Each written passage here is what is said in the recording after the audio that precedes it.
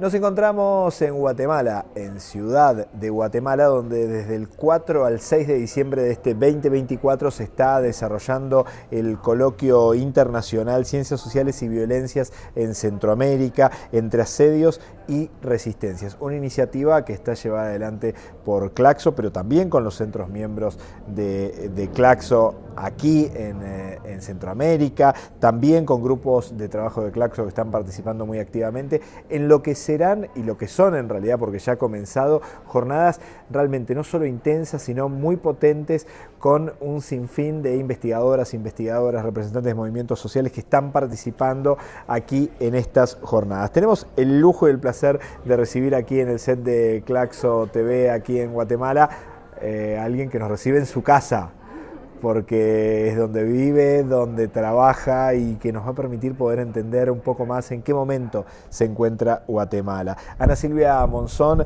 es socióloga por la Escuela de Ciencia Política de la Universidad de San Carlos de Guatemala, comunicadora feminista, doctora en Ciencias Sociales por Claxo. Ana Silvia, bienvenida a Claxo TV, gracias por estar aquí. Muchas gracias por la invitación y bienvenidos a nuestra casa. Qué bueno, muchas gracias, nos sentimos realmente muy cómodos y es muy agradable estar por aquí. Bueno, primero, ¿qué implica un evento como estos aquí en Guatemala? Bueno, yo creo que es una oportunidad para las ciencias sociales, para la academia en Guatemala, donde tenemos poco espacio, pocas oportunidades de reunirnos a nivel internacional para compartir con otras experiencias de otros países, hacerlo también desde una perspectiva crítica, colocar problemáticas de las cuales estamos muy conscientes y que son las que estamos colocando en estas jornadas de 3 días, sobre todo con el eje de las violencias, que lamentablemente ha sido y sigue siendo parte de la vida cotidiana en nuestra región y en nuestro país en particular.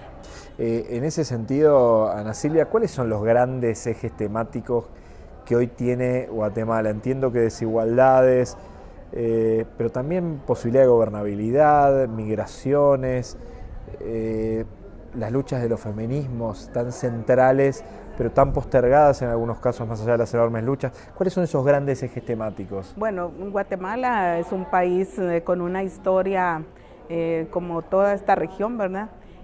Atravesada por la invasión, luego por 200 años de república, con muchas promesas incumplidas porque no ha tenido, digamos, salvo 10 años en el caso de Guatemala, con la revolución del 44 al 54, un periodo en el cual se lograron algunos derechos laborales, sociales, pero que duró muy poco.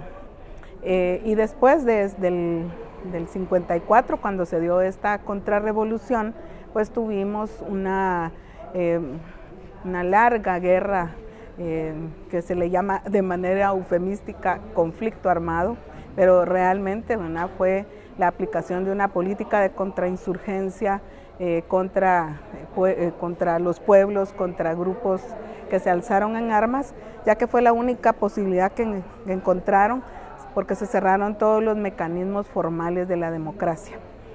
Así que Guatemala es ejemplo, ¿verdad?, de esa laboratorio que hizo Estados Unidos al aplicar un guión que incluía un golpe de Estado, así le llamaron, en 1954, y luego esta guerra que costó 200,000 vidas y que, digamos, dejó bastante precario a nuestro país, tanto en términos económicos como políticos. Se retomó en 1985 y también la firma de los acuerdos de paz en 1996, que abrieron otras posibilidades, se colocó otra agenda, pero no tocó las estructuras. Entonces, como no tocó las estructuras, nos encontramos ahora, ya casi 30 años después, con una problemática muy seria en términos de déficit de democracia. Hemos cumplido, digamos, con las formalidades y se ha convocado a elecciones cada 4 años y hay un sistema de partidos políticos. Sin embargo, los canales de participación siguen siendo muy excluyentes para las mujeres, para los pueblos indígenas, para las personas del área rural y pues sigue, digamos, el mismo esquema de poder político y económico. En ese sentido, ¿qué es lo que sucede con los movimientos de mujeres que son potentes, movimientos feministas, con el cual tú eres una representante muy valiosa? Digo, ¿cuáles son los grandes ejes centrales para esos movimientos de mujeres? Bueno, los movimientos de mujeres contemporáneos tienen más o menos 3 décadas. Tuvieron un papel muy importante en la construcción de una agenda que se discutió en el marco de los acuerdos de paz, que se logró incorporar en los acuerdos de paz, que ha mantenido, digamos, una agenda que incluye varios ejes.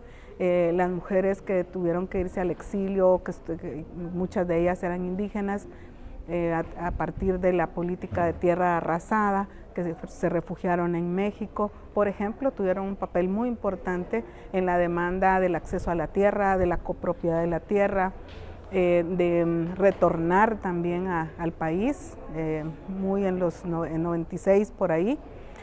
Y luego, pues las demandas de los movimientos de mujeres son entre muy básicas, ¿verdad? Con el derecho a la educación, a la salud, al empleo, a la participación, pero donde está como la piedra de toque en este momento son los derechos sexuales y reproductivos, ¿verdad? Guatemala es un país sumamente conservador. Primero, pues estuvimos bajo el esquema colonial, ¿verdad? Con una iglesia católica con mucho poder, que infiltró, digamos, todo el sistema educativo, pero ya, incluso esto también como parte de la política de contrainsurgencia en los 70s, 80s, se introdujo todo este movimiento religioso neopentecostal, que penetró hasta las aldeas más alejadas como un recurso de la guerra. Y eso lo que hizo fue desmovilizar, bueno, esa era la pretensión. Recordemos que en los 70 hubo un auge de la teología de la liberación.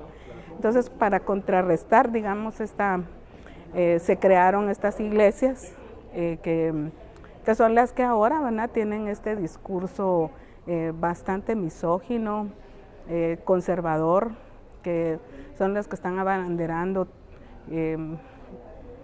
atacar, digamos, a los movimientos sociales en general y al de mujeres en particular, planteando que lo que los movimientos feministas planteamos es una ideología de género. Y entonces esto hace precisamente que el ataque, digamos, contra las feministas, contra los discursos feministas, pues sea bastante fuerte. Otro de los grandes temas, entiendo, aquí en Guatemala tiene que ver con el proceso migrante, tanto como país que muchos de sus ciudadanos y ciudadanas migran a otros lugares, pero también como lugar de paso, ¿no?, para procesos migrantes. ¿Cuál es tu análisis de la situación que se vive hoy y cómo se enmarca el contexto en el futuro muy cercano, asunción de Donald Trump a la presidencia de Estados Unidos? Bueno, la migración de hoy tiene que ver con cuestiones estructurales de las desigualdades, la población que cada vez encuentra menos posibilidades de desarrollarse, de oportunidades laborales, y esta es una migración, digamos, constante, ¿verdad? Pero a partir de la firma de los acuerdos de paz, de manera paradójica, aumenta, porque hay un reconocimiento de derechos, pero a la vez hay un proceso de reconcentración del capital, de despojo de tierras, de introducción de proyectos mineros, de megaproyectos de todo tipo, de nuevos monocultivos, y todo esto hace que la migración empiece a aumentar. Esto no ha hecho más que profundizar, digamos, las desigualdades. Estamos teniendo ya serios problemas porque hay lugares que se están quedando sin jóvenes, que no encuentran, digamos, la posibilidad de desarrollo en sus comunidades y en el país. Y además esta situación, digamos, no solamente se da en Guatemala, sino también en toda Centroamérica, ¿verdad? En Honduras, por ejemplo, a partir del 2009, con el golpe de Estado, más la problemática propiamente económica, hizo que a partir del 2018 se diera el fenómeno de las caravanas migrantes, que son grandes contingentes de personas y que, digamos, lo específico es que viajan en familia, en grupos, ya no es esa migración silenciosa, sino es visible. Y esto, aunque ha disminuido en el último par de años, pues sigue siendo algo latente. Y desde nuestros análisis, pues nosotros lo que vemos es que esto históricamente es resultado de esa intervención de Estados Unidos. Es decir, Estados Unidos ahora se queja, y vinculándolo con el nuevo presidente en Estados Unidos, se quejan, digamos, de estas oleadas de migrantes, pero hay que analizar que han impedido el desarrollo de nuestros países. Y eso que sucedió hace ya, pues desde el siglo pasado, es el precio que se está pagando hoy. Ana Silvia, en este camino, bueno, un gobierno relativamente nuevo aquí en Guatemala, entendiendo que la dimensión o sea, que cambie el gobierno no necesariamente cambia el lugar donde está situado el poder, ¿no? Muchas veces los poderes, o el poder real sigue quedando en los mismos lugares. ¿Qué posibilidad de acción real tiene este gobierno y qué modificaciones son las más urgentes para el gobierno actual? Bueno, yo quiero referirme a cómo en 1985, cuando se aprobó la nueva Constitución y se eligió al primer gobierno civil después de varias décadas de tener gobiernos militares, electos formalmente, pero militares, el presidente de ese momento decía, bueno, yo tengo el 20% del poder. Porque todo lo demás. Porque el cambio, digamos, estaba tutelado por el ejército. Tal cual. Y por las élites, por supuesto. Yo diría que desde 1985 para acá estamos casi con el mismo esquema, ¿verdad? Con un ejército menos visible, pero no menos presente en términos de manejo de poder, porque también, digamos, ahí ha habido una vinculación de poder económico y poder militar, con unas élites muy conservadoras y también con otros actores que no existían en el 85 o que no eran tan fuertes y tan visibles como el narcotráfico y el crimen organizado. Así que es este esquema de poder, este entramado de poderes el que está pues todavía vigente, que yo no sé si hasta me atrevería a decir que el actual gobierno que está a cargo del organismo ejecutivo, no sé si tiene el 20% de poder. Es preocupante decirlo, ¿verdad? Pero haciendo esta figura, la llegada del partido Semilla y del presidente Bernardo Arévalo y la vicepresidenta Karin Herrera, pues fue el resultado, creo yo, de un hartazgo social, ¿verdad? Entonces hubo la decisión de votar por una opción que se ve progresista en sus planteamientos, que ya había hecho un periodo de trabajo en el Congreso, que había empujado algunas leyes a favor de las mayorías, pero finalmente un partido todavía débil, todavía en construcción. Y bueno, el año 2023 creo que marca una movilización muy importante y además histórica, ¿verdad? Porque por primera vez los pueblos indígenas se colocan colocan el cuerpo en las carreteras, en las calles, en esta ciudad, ¿verdad? Vienen de las comunidades y se instalan acá y provocan una adhesión interesantísima, renovando, digamos, movimientos urbanos de pobladores que se pusieron a las órdenes de los pueblos indígenas. Y toda esta movilización con un discurso muy claro de lo que defendemos es el voto popular, lo que defendemos es la democracia. No estamos defendiendo a una persona en particular.